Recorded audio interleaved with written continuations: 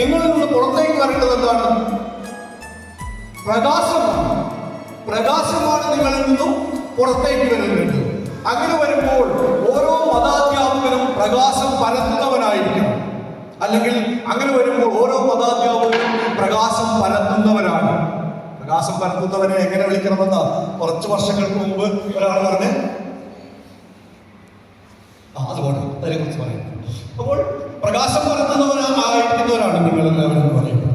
ഇങ്ങനെ പ്രകാശം പരത്തുന്ന എന്ന് പറഞ്ഞാൽ നമ്മുടെ മക്കളെ പ്രകാശത്തിലേക്ക് നയിക്കുന്ന, അവരുടെ മനസ്സിലേക്ക് പൊതുവെ നമ്മൾ പറയപ്പെടുന്ന ഒരു കാര്യമുണ്ട്. ഒരു അധ്യാപകൻ എന്ന് പറഞ്ഞാൽ നമ്മളുടെ മലയാള ഭാഷയിൽ പറയപ്പെടുമ്പോൾ ഗുരു എന്നാണ് വിളിച്ചത്, അല്ലെ?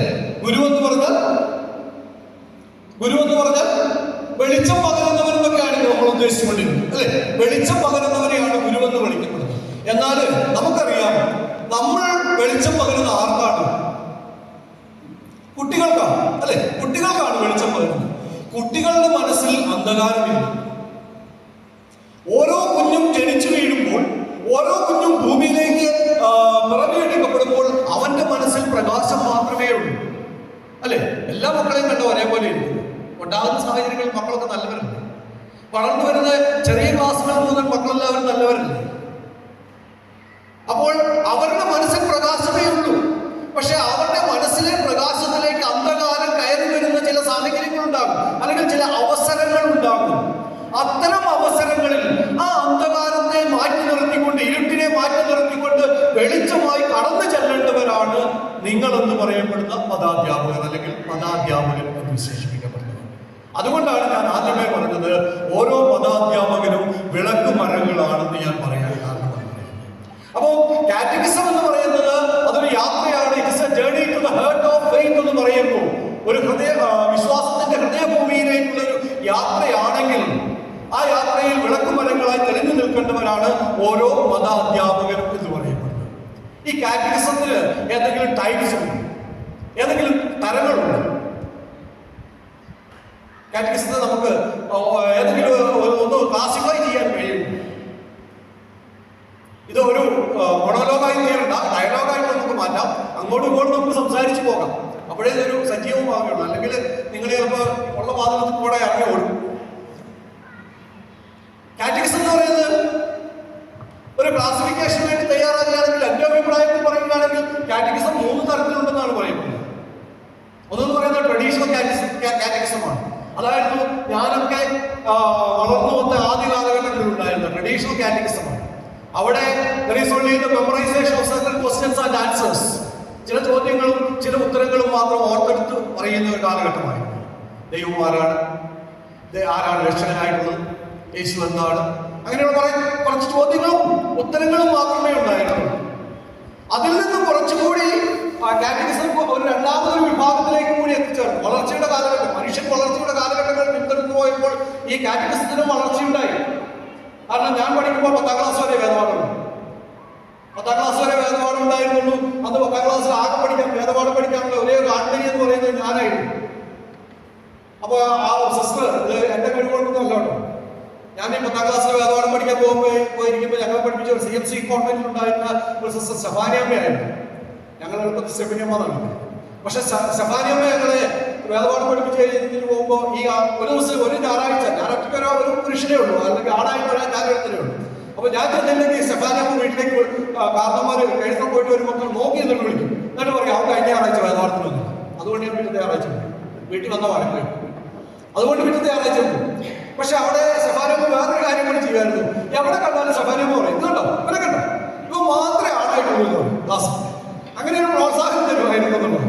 അപ്പോൾ ഞാൻ പഠിച്ചിരുന്ന കാലഘട്ടങ്ങളിൽ ഞാൻ പറഞ്ഞു വന്ന കാര്യം ഇതാണ്, 10ാം ക്ലാസ് വരെയുള്ള വേദപാഠം അതൊരു വളർച്ചയുടെ ആദ്യ ഘട്ടങ്ങളാണ്. അതിനു മുമ്പ് എൻ്റെ മാതാപിതാക്കളൊക്കെ പഠിക്കുന്ന കാലത്ത് 10ാം ക്ലാസ്സും ഇല്ലായിരുന്നു എന്നുള്ളതാണ്. അപ്പോൾ രണ്ടാമത്തെ ഒരു ഘട്ടത്തിലേക്ക് വന്നപ്പോൾ 10ാം ക്ലാസ് വരെ എത്തി, ഇന്നത് +2 വരെ എത്തിയിട്ടുണ്ട്, അല്ലെ? +2 വരെ എത്തിയിട്ടുണ്ട്. താല്പര്യമുള്ളവർ വേണമെങ്കിൽ അതിൽ ഡിഗ്രിയും പോസ്റ്റ് ഗ്രാജുവേഷനും ഒക്കെ എടുക്കാനുള്ള സാഹചര്യങ്ങളുണ്ടാകും. യൂണിവേഴ്സിറ്റി കോഴ്സുകളുമായി ബന്ധപ്പെടുത്തി വരുന്നുണ്ട്. എന്ന് പറഞ്ഞാൽ ഇതൊരു ഇവല്യൂഷന്, ഒരു മാറ്റത്തിന് അല്ലെങ്കിൽ ഒരു പരിണാമത്തിന് വിധേയമായിക്കൊണ്ടിരിക്കുകയാണ് ഈ മേഖല എന്ന് പറയുന്നത്. അപ്പോൾ ട്രഡീഷണൽ കാറ്റഗിസത്തിൽ നിന്ന് മാറിയിട്ട് നമ്മൾ പിന്നീട് വന്നിരുന്നത് ഒരു ക്രിട്ടിക്കൽ കാറ്റഗിസം എന്നുള്ളതായി. അവിടെ നമ്മൾ ചെയ്യപ്പെടുന്നത് ക്രിട്ടിക്കൽ കാറ്റഗിസത്തിൽ ക്രിസ്ത്യൻ ക്രിട്ടിസൈസ് ചെയ്യാൻ തയ്യാറാകുകയാണ്. ആ ക്രിട്ടിസൈസ് ചെയ്തുകൊണ്ട് അതിന്റെ ആശയങ്ങളിൽ നിന്നും ഒരു എക്സ്പ്ലോറേഷൻ തയ്യാറാകും. ആശയങ്ങളെ നമ്മൾ ഉരുത്തിരിച്ചെടുക്കുവാൻ തയ്യാറാകുകയാണ് ചെയ്യുന്നത്. മൂന്നാമതൊരു ഘട്ടം കൂടി ഉണ്ടായിരുന്നു, അല്ലെങ്കിൽ കാറ്റഗറിസ്റ്റിൽ പറയുകയാണെങ്കിൽ മൂന്നാമതൊരു ഘട്ടം കൂടി ഒരു ക്ലാസിഫിക്കേഷൻ കൂടി നമുക്ക് പറയാൻ കഴിയും. അതെന്ന് പറയുന്നത് ലിറ്ററജിക്കൽ കാറ്റഗറിസം എന്നുള്ളതാണ്. ഈ ലിറ്ററജിക്കൽ കാറ്റഗറിസം എന്ന് പറയുന്നത് അവിടെ ഡോക്ടറും മനുഷ്യനും തമ്മിലുള്ളവരുടെ വേറെ ഒരാൾക്ക് നല്ല ഭക്ഷണം ഉണ്ടാകുന്നതായിരിക്കും ഏറ്റവും സുഖമുള്ള അനുഭവം എന്ന് പറയുന്നത്, വേറൊരാൾക്ക് യാത്ര ചെയ്യുന്നതായിരിക്കും സുഖമുള്ള അനുഭവം എന്ന് പറയുന്നത്. അതിനനുസരിച്ചുകൊണ്ട് വ്യക്തികൾക്കനുസരിച്ചുകൊണ്ട് അത് മാറ്റം ഉണ്ടാകുന്ന കാര്യമാണ്. ഏകദേശം ഞാനിപ്പോൾ നിങ്ങളോട് ചോദിക്കുകയുണ്ടായി എന്താണ് സുഖമെന്നുള്ളത് ചോദ്യം. ആ ചോദ്യത്തിന് നിങ്ങൾക്കൊരു ഉത്തരം തരുവാൻ, കൃത്യമായ ഒരു ഉത്തരം തരുവാൻ കഴിയുന്നില്ല. സിസ്റ്റർ കുറച്ചും കൂടി അതിനെ വിശാലമായി കൊണ്ടുവന്ന് 3 തലങ്ങളിലേക്കൊക്കെ എത്തിച്ചുകൊണ്ടിരിക്കുന്നതാണ്. ഇതുപോലെ തന്നെയല്ലേ യഥാർത്ഥത്തിൽ പറഞ്ഞാൽ നമ്മളുടെ ഈ മതാധ്യാപന ജീവിതം എന്ന് പറയുന്നത്. സമ്മതിക്കുന്നു? നിങ്ങൾക്കുള്ളിലൊരു ബോധ്യമുണ്ട്, അല്ലെ നമ്മൾക്കുള്ളിലൊരു ബോധ്യമുണ്ട് എന്താണെന്ന്. പക്ഷെ അതിനെ ഏറ്റവും ഫലപ്രദമായി തങ്ങളുടെ കുട്ടികളിലേക്ക് എത്തിക്കാൻ നമുക്ക് കഴിയാതെ പോവുകയാണ്. അങ്ങനെ വരുമ്പോഴാണ് എന്ത് സംഭവിക്കുന്നത്? കുട്ടികൾക്ക് മതബോധനത്തോട് താല്പര്യമില്ലാതെ പോകുന്നത്. നമ്മൾ സ്കൂളിൽ പഠിച്ചിട്ടുണ്ട് a+b² = a² + 2ab + b². എന്നത് a+b എന്ന് പറയുന്ന സാധനം എവിടെയാണ് അപ്ലൈ ചെയ്യുന്നത്? എന്തിനതിന്റെ ആപ്ലിക്കേഷൻ? എന്തിനു വേണ്ടി അത് പഠിച്ചിരിക്കുന്നത്? ഞാൻ 8ാം ക്ലാസ്സിൽ എത്തിയപ്പോൾ പഠിച്ച സാധനമാണ്. എൻ്റെ വിദ്യാഭ്യാസ ജീവിതത്തിൽ എനിക്ക് കണക്കെന്ന് പറയപ്പെടുന്ന വിഷയമാണ് ഏറ്റവും ബുദ്ധിമുട്ടുണ്ടായിരുന്ന ഒരു സാധനം എന്ന് പറയുന്നത്. ബാക്കിയുള്ള വിഷയങ്ങളെല്ലാം ഭയങ്കര എളുപ്പമാണ്. എന്നല്ല, മറിച്ച് കണക്കിന് എനിക്ക് എപ്പോഴും ഒറ്റയക്ക സംഖ്യയിലുള്ള മാർക്കുകൾ ഉണ്ടായിരുന്നു. ഒറ്റയക്ക സംഖ്യകളിലായിരുന്നു. കാരണം അവിടെ പഠിപ്പിച്ച കാര്യങ്ങളൊക്കെ a+b² = a² + 2ab + b² എന്ന് ഞാൻ പഠിച്ചിട്ടുണ്ട്. എന്തിനാ പഠിക്കണമെന്ന് എനിക്കറിയത്തില്ല. അതുപോലെ തന്നെയാണ് ഈ കാര്യം. പലപ്പോഴും നമ്മൾ പഠിപ്പിക്കുന്ന കാര്യങ്ങൾ ദൈവം സ്നേഹമാണെന്ന് നമ്മൾ പഠിപ്പിക്കുന്നുണ്ട്, ഇല്ലേ? നമ്മൾ പഠിപ്പിക്കുന്നുണ്ട് ദൈവം സ്നേഹമാണ്. എന്താണ് ഈ സ്നേഹം എന്ന് പറയുന്നത്? ദൈവമാണ്. ദൈവം സ്നേഹമാണ്. സ്നേഹം എന്താണ്? ദൈവമാണ്. ദൈവം എന്താണ്? സ്നേഹം. ഇതല്ലേ നമ്മൾ പറയുന്ന കാര്യം. കഴിഞ്ഞ മുമ്പിൽ ഞായറാഴ്ച ഞങ്ങളുടെ പള്ളിയിൽ പലരും പാടി സ്നേഹം അപ്പമായി മുറിയുന്നതാ. സ്നേഹം എന്ന് പറയപ്പെടുന്ന മുറിയുന്ന വസ്തുതയാണെന്ന് കൂടി പറയാൻ നമ്മൾ പഠിപ്പിക്കാൻ നമ്മൾ വിട്ടുപോവുകയാണ് ചെയ്യുന്നത്. എന്ന് പറഞ്ഞാൽ ഞാൻ നിങ്ങളെ കുറ്റപ്പെടുത്തുകയല്ല, ഒരിക്കലും ഞാൻ കുറ്റപ്പെടുത്താൻ ആളുമല്ല. കാരണം നിങ്ങൾ ചെയ്യുന്ന വലിയൊരു സർവീസാണ്. ആ സർവീസിനെ ഞാൻ അംഗീകരിക്കുകയാണ്. അതുകൊണ്ട് തന്നെ പറയുകയാണ്, നമ്മളുടെ വിദ്യാഭ്യാസം, നമ്മളുടെ അധ്യാപന രീതികൾ കുറച്ചുകൂടി മാറ്റങ്ങൾ വരുത്തേണ്ടതുണ്ട്. അങ്ങനെ വരുമ്പോഴേ നമുക്ക് ഈ കുട്ടികളെ നമ്മളിലേക്ക് ആകർഷിക്കുവാൻ സാധിക്കുകയുള്ളൂ. എന്ന് പറഞ്ഞാൽ കുറച്ചുകൂടി വിശാലമായി പറയുകയാണെങ്കിൽ നമ്മളുടെ അധ്യാപന രീതികൾ എന്ന് പറയപ്പെടുന്നത് കെനസ്തെറ്റിക് ആയി മാറും. എന്താ കെനസ്തെറ്റിക് എന്ന് പറയുന്നത്? ഇവിടെ അധ്യാപകരൊക്കെ ഇരിപ്പുണ്ട്, അവർക്കറിയാം, അവരെന്തുമായിട്ട് ഫെമിലിയർ ആയിട്ടുള്ള ഒരു കാര്യമാണ്. കെനസ്തെറ്റിക് എന്ന് പറഞ്ഞാൽ ലേണിംഗ് ബൈ മൂവ്മെന്റ് എന്നുള്ളതാണ്. ലേണിംഗ് ബൈ ഡൂയിങ് ഉണ്ട്, ലേണിംഗ് ബൈ റീഡിംഗ് ഉണ്ട്, ലേണിംഗ് ബൈ ലിസണിംഗ് ഉണ്ട്. ഇതൊക്കെയാണ് നമ്മളിപ്പോൾ ചെയ്തുകൊണ്ടിരിക്കുന്നത്. പാഠം വായിക്കുന്നു, കേൾപ്പിക്കുന്നു, ഇങ്ങനെയൊക്കെയുള്ള കാര്യങ്ങളാണ് നമ്മൾ ചെയ്യുന്നത്. അതെന്ന് പറയുമ്പോൾ ഒരു നിശ്ചിത പരിധി കഴിഞ്ഞ്, ഞാനിവിടെ നിന്ന് എത്ര നേരം നിങ്ങളോട് സംസാരിച്ചാലും ഒരു നിശ്ചിത പരിധി കഴിഞ്ഞ് കഴിയുമ്പോൾ നിങ്ങൾക്ക് എന്നിലേക്കുള്ള അട്രാക്ഷൻസ് കുറഞ്ഞുകൊണ്ടേയിരിക്കും. അപ്പോൾ നമ്മൾ പുതിയൊരു തലങ്ങളിലേക്ക് കടന്നു ചെല്ലുവാൻ തയ്യാറാകണം. അതായത് നമ്മുടെ പഠന രീതികൾ അല്ലെങ്കിൽ നമ്മൾ പഠിപ്പിക്കുന്ന രീതികൾ എന്ന് പറയപ്പെടുന്നത് കുറച്ചുകൂടി കെനസ്തെറ്റിക് ആയി മാറണം. ലേണിംഗ് ബൈ മൂവ്മെന്റ് എന്നുള്ള രീതിയിലേക്ക് വരണം. എന്നും നിങ്ങൾ ഒരേ ക്ലാസ് റൂമിൽ തന്നെ ഇരുന്ന് പഠിപ്പിക്കരുത് മക്കളെ. ഒന്ന് മാറ്റി പിടിക്കുക, ഒന്ന് പുറത്തേക്ക് ഇറങ്ങുക. പണ്ടൊക്കെ ഞങ്ങളൊക്കെ സ്കൂളിൽ പഠിച്ചുകൊണ്ടിരുന്ന കാലത്ത് അധ്യാപകർ വിളിച്ചുകൊണ്ട് പോയി മരത്തോട്ട് വട്ടത്തിനിരുത്തിയൊക്കെ പഠിപ്പിക്കുമായിരുന്നു. പഠിപ്പിക്കാൻ വേണ്ടി അവരെക്കോട് കൊണ്ടുവന്നു. നമ്മുടെ കയ്യിൽ ഇരിക്കൊണ്ട് നമ്മളത് പഠിക്കാറില്ല എന്നുള്ളതാണ് വേറെ കാര്യം. പക്ഷെ നമ്മളുടെ രീതികൾ എന്നും ഒരേ രീതിയിലാകരുത്. അതുപോലെ തന്നെ അധ്യാപകരായ നിങ്ങളോട് എനിക്ക് പറയാനുള്ള ഒരു കാര്യം, നിങ്ങൾ 10 വർഷമോ 20 വർഷമോ 30 വർഷമോ ഒക്കെ ആയിട്ട് ഇതേ മേഖലകളിലുള്ളവരുണ്ട്. നിങ്ങൾ ഒരിക്കലും നിരന്തരമായിട്ട് ഒരു ക്ലാസ്സിൽ തന്നെ പഠിപ്പിക്കുന്നു. ഒരേ ക്ലാസ്സിൽ തന്നെ പഠിപ്പിക്കാൻ നിങ്ങളെ സംബന്ധിച്ചിടത്തോളം അത് മൊണോട്ടണസ് ആയി തീരുകയുള്ളൂ. ഏറ്റവും വളരെ വളരെ ബുദ്ധിമുട്ടുള്ള ഒരു കാര്യമായിരുന്നു. നമ്മൾ ഒരു വിഷയം തന്നെ ഒരു ക്ലാസ്സിൽ തന്നെ പഠിപ്പിക്കുകയാണെങ്കിൽ നമുക്ക് എന്തെങ്കിലും പ്രിപ്പറേഷൻ വേണം. ആദ്യത്തെ വർഷം പ്രിപ്പയർ ചെയ്യും അല്ലേ? ആദ്യത്തെ വർഷം പ്രിപ്പയർ ചെയ്തിട്ട് തന്നെ പോകുള്ളൂ. രണ്ടാമത്തെ വർഷം ജസ്റ്റ് ഒന്ന് നോക്കിയിട്ട് അല്ലേ? മൂന്നാമത്തെ വർഷം പുസ്തകം എടുത്ത് കഷ്ടത്തിൽ വെച്ചോണ്ട് പോവുകയുള്ളൂ. നമ്മൾ പോയി നമുക്കൊരു കോൺഫിഡൻസ് ഉണ്ട്. അവിടെ നിങ്ങൾ ശ്രദ്ധിച്ചു കൊള്ളുക. നിങ്ങൾക്ക് ഒന്നാമത്തെ വർഷം പഠിപ്പിക്കാൻ കഴിഞ്ഞതിനേക്കാളും മികച്ച രീതിയിൽ നിങ്ങൾ രണ്ടാമത്തെ വർഷം പഠിപ്പിക്കും. രണ്ടാമത്തെ വർഷം പഠിപ്പിക്കാൻ കഴിഞ്ഞതിനേക്കാളും പുറകോട്ടായിരിക്കും നിങ്ങൾ മൂന്നാമത്തെ വർഷം പഠിപ്പിക്കുന്നത്. കാരണം അവിടെ നിങ്ങളെ കുറ്റപ്പെടുത്തിയല്ല, അല്ല എന്നെ കുറ്റപ്പെടുത്തിയല്ല. ഞാൻ കുറച്ചു കാലം ഈ അധ്യാപകൻ റോളിൽ ചെയ്തവനാണ്. അതുകൊണ്ട് പറയുകയാണ്, അവിടെ നമുക്കൊരു കോൺഫിഡൻസ് ഉണ്ടാവുകയാണ്. നമുക്കിതെല്ലാം അറിയാമെന്നുള്ളത്. നമ്മളത് ശരിയായ തലത്തിൽ വിദ്യാർത്ഥിയിലേക്ക് അല്ലെങ്കിൽ ശിഷ്യനിലേക്ക് എത്തുന്ന രീതിയിൽ നമുക്കത് പഠിപ്പിക്കാൻ കഴിയാറുണ്ട്. കാരണം നമ്മളുടെ മനസ്സ് നമ്മളോട് പറയും, ഓ ഇത് സിമ്പിൾ അല്ലേ, ഇതിങ്ങനെയല്ലേ എന്നുള്ളത്. അതുകൊണ്ടാണ് ഞാൻ പറയുന്നത്, നിങ്ങൾ നിരന്തരം ഒരു ക്ലാസ്സിൽ തന്നെ പഠിപ്പിക്കരുത്. ഇടയ്ക്കൊന്ന് ക്ലാസ് മാറുന്നത് നല്ലതാണ്. ഇടയ്ക്കൊന്ന് ക്ലാസ് മാറുന്നത് പറയാൻ കാരണമില്ല. അപ്പോൾ ഞാൻ പറഞ്ഞു വന്ന കാര്യം ഇതാണ്, നമ്മളുടെ പഠന രീതികൾ അല്ലെങ്കിൽ നമ്മളുടെ അധ്യാപന രീതികൾ ഈ ട്രഡീഷണൽ മെത്തേഡ്സിൽ നിന്ന് മാറിയിട്ട് ഒരു കെനസ്തെറ്റിക് മെത്തേഡിലേക്ക് വരണം. ലേണിംഗ് ബൈ മൂവ്മെന്റ് എന്നുള്ള രീതിയിലേക്ക് വരണം. ചില മൂവ്മെന്റുകളിലൂടെ പഠിപ്പിക്കുക എന്നുള്ള രീതിയിലേക്ക് വരണം. ഞാനിവിടെ എൻ്റെ ക്ലാസ്സിന് വേണ്ടി അല്ലെങ്കിൽ ഈ ഒരു സംസാരത്തിന് വേണ്ടി വിളിച്ചു കഴിഞ്ഞപ്പോൾ സാറ് ചോദിച്ചിരുന്നു, ആക്ടിവിറ്റീസ് എന്തെങ്കിലും കൊടുക്കുന്നുണ്ടോ സാർ ചോദിച്ചാൽ. ഞാൻ പറഞ്ഞ ആക്ടിവിറ്റീസ് ഒന്നും. ഓ ആശ്വാസമായി. കാരണം സാറന്മാരുടെ ആക്ടിവിറ്റീസ് എന്ന് പറഞ്ഞാൽ അത്ര എളുപ്പമുള്ള കാര്യമല്ല. അപ്പോൾ നമ്മളുടെ കാര്യങ്ങൾ നിങ്ങൾ തന്നെ വിഭാവനം ചെയ്യണം. നിങ്ങളുടെ ക്ലാസ് റൂമുകൾ എങ്ങനെയായിരിക്കണം നമ്മൾ വിഭാവനം ചെയ്യുകയാണ് വേണ്ടത്. നമ്മുടെ ക്ലാസ് റൂമുകൾ എങ്ങനെയാണ് അത് സജീവമായി നിലനിർത്തണം.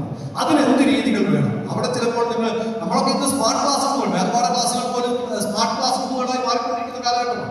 അവിടെ നമ്മൾക്ക് വീഡിയോസ് ഉപയോഗിച്ചുകൊണ്ടോ അല്ലെങ്കിൽ മറ്റ് ഓഡിയോസ് ഉപയോഗിച്ചുകൊണ്ടോ ഒക്കെ നമുക്ക് പഠന രീതികളിലേക്ക് മാറാമെന്നുള്ളതാണ്.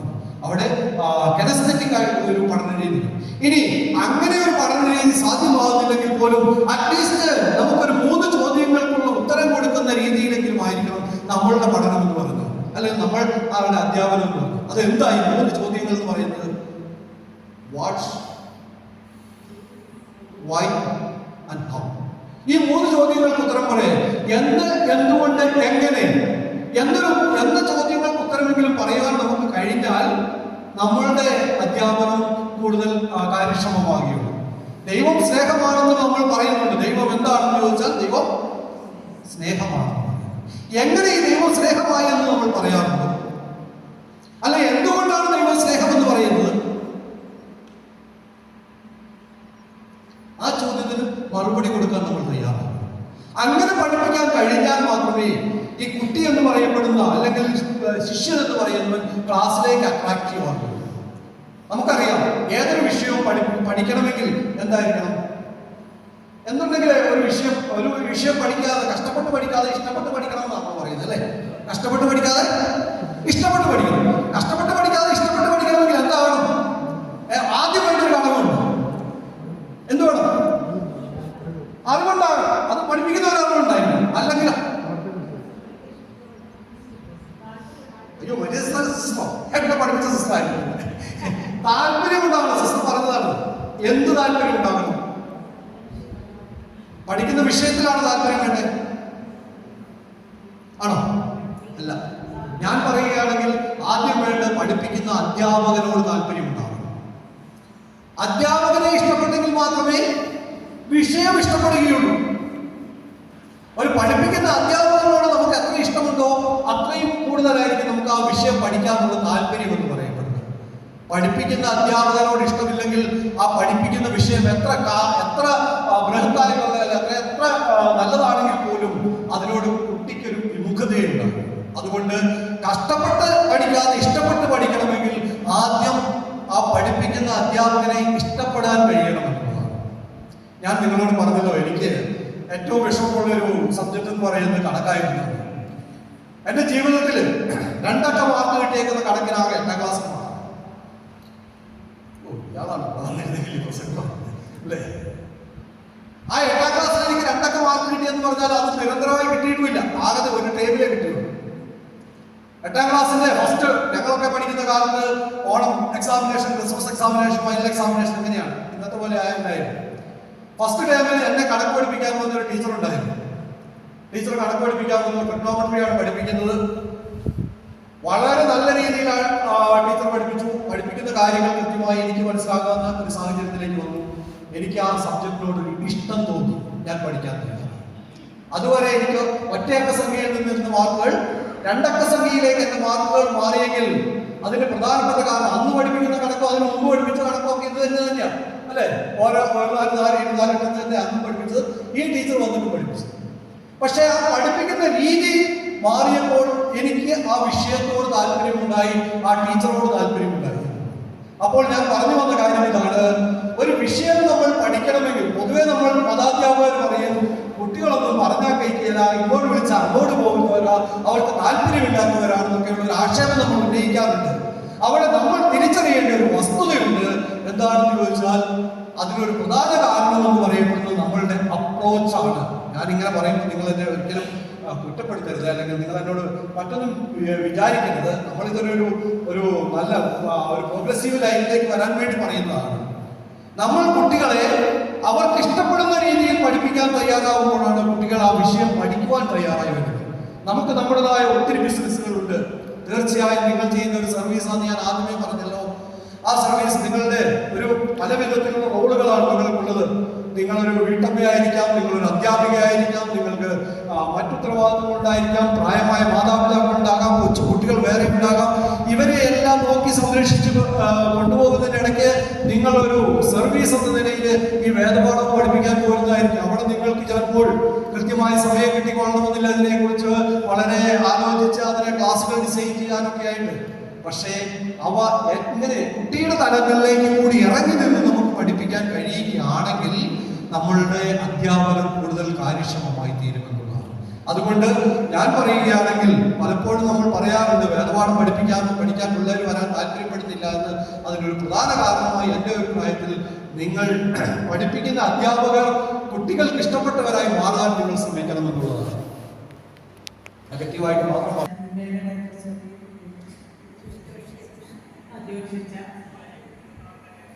പ്രിയമുള്ള മതാധ്യാപകരെ,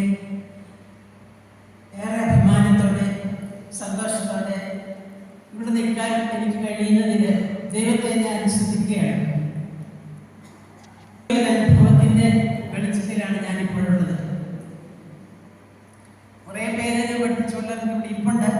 അപ്പൊ എല്ലാവരുടെയും അവരെയൊക്കെ കൂടെ അയക്കാനും ഒപ്പം അവർ പഠിപ്പിക്കുമ്പോൾ അത് ശ്രദ്ധിച്ചുകൊണ്ട് അതിൽ അഭിമാനം കൊണ്ടുണ്ടായിരിക്കാൻ സാധിച്ചതിലുള്ള വലിയ സന്തോഷം ആഗ്രഹിക്കുന്നു. ജോയിയുടെ ക്ലാസ് നമുക്ക് ഒരു പ്രചോദനം നൽകുന്നതാണ്. എന്തുകൊണ്ടാണ് മതബോധന ക്ലാസ്സുകളിൽ നമ്മൾക്കുണ്ടാകുന്ന പ്രശ്നങ്ങൾ ചിത്രം പറയണോ? സാധാരണ പറയാറുള്ളതല്ലേ. ഫ്രാൻസിസ് മാർപ്പാപ്പ ഇങ്ങനെ പറയുന്നുണ്ട്: മതാധ്യാപകർ എന്നത് വെറുമൊരു പദവിയല്ല, ജീവിതാവസാനം വരെ ക്രിസ്തുവിനോടൊപ്പം നിന്ന് നമ്മെ നയിക്കാൻ അവിടുത്തെ അനുവദിക്കലാണ്. വേദിയിലായിരിക്കുന്ന ഏറ്റവും ബഹുമാനപ്പെട്ട തോമസ് അച്ഛ, ജോഷി അച്ഛ, ജോൺസൺ അച്ഛ, സഞ്ജു സാറെ, നമ്മുടെ ഈ മേഖല മതാധ്യാപക കൂട്ടായ്മയിലെ ഏറ്റവും പ്രിയപ്പെട്ടവരെ, ഒത്തിരി സന്തോഷത്തോടുകൂടിയാണ് ഞാനിവിടെ ആയിരിക്കുന്നത്. കാരണം മേഖലയിലെ അധ്യാപകരെ പരസ്പരം കാണാൻ അധികം കാലത്ത് തന്നെ 10, 20, 25, 30 വർഷമൊക്കെ ആക്കി പൂർത്തിയാക്കിയപ്പോൾ നമ്മൾക്ക് പരിചിതങ്ങളായ പല മുഖങ്ങളാണ് നമ്മുടെ കൂടെ ആയിരിക്കുന്നത്. ഇന്നത്തെ ദിവസം നമ്മളെ ഊർജ്ജ മഴവില്ലിന്റെ ശബ്ദങ്ങളെ എന്ന് സൂചിപ്പിച്ചുകൊണ്ടാണ് സാറ് ആരംഭിച്ചത്. വിശ്വാസ വഴിയിൽ വിളക്കുമാലകളാകേണ്ടവരാണ് നാം എന്ന്